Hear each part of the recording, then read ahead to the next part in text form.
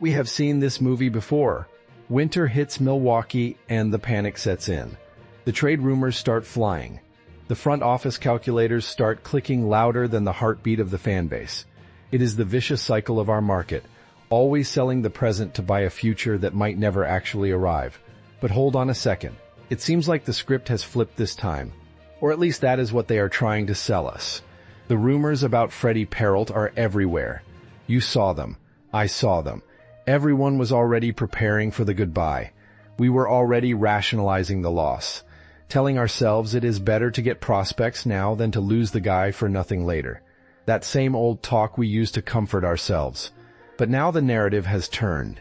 Sources indicate the Brewers might not trade Peralta after all. And that, my friends, changes everything. That changes the temperature in the room. Let's put the cards on the table. We just came off a season with 97 wins. 97. That does not happen by accident. We won the division for the third straight time. We went to the NLCS. We were steps away from the World Series. The bitter taste of that loss to the Dodgers is still fresh in everyone's mouth here in Wisconsin. So the question hammering in my head is simple.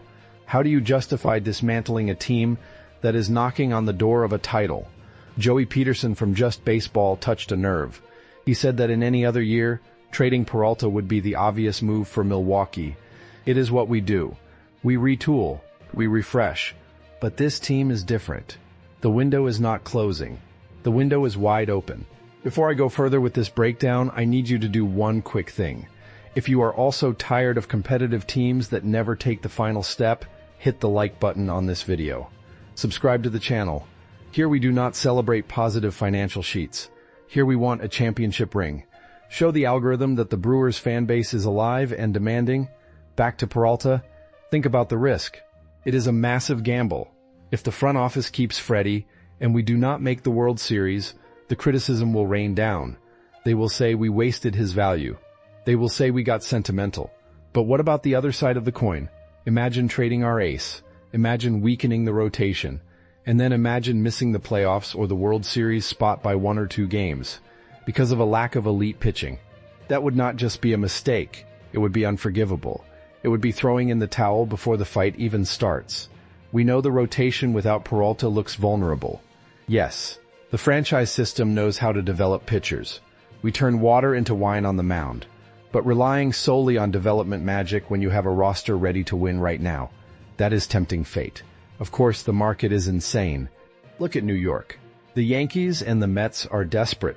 Free agent pitchers are disappearing from the market, and Peralta's price is only going up. If someone offers a historic package, one of those hauls that changes the franchise for the next 6 years, then the conversation gets tough.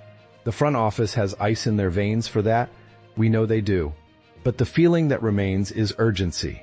The fans do not care about 2030. The fans want revenge for what happened in the NLCS last October. We have the pieces. We have the defense. We have the bullpen.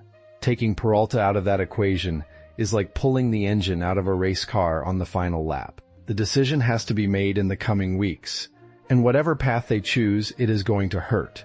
Either it hurts the wallet now by refusing massive trade offers, or it is going to hurt the soul later, watching our team die on the shore due to a lack of talent. I prefer the courage. I prefer going for it. But I am not the one signing the checks. I want to hear from you. Do you trade Peralta for a truckload of prospects, or do you go all in this year? Comment down below. Let's see who has the stomach for this decision.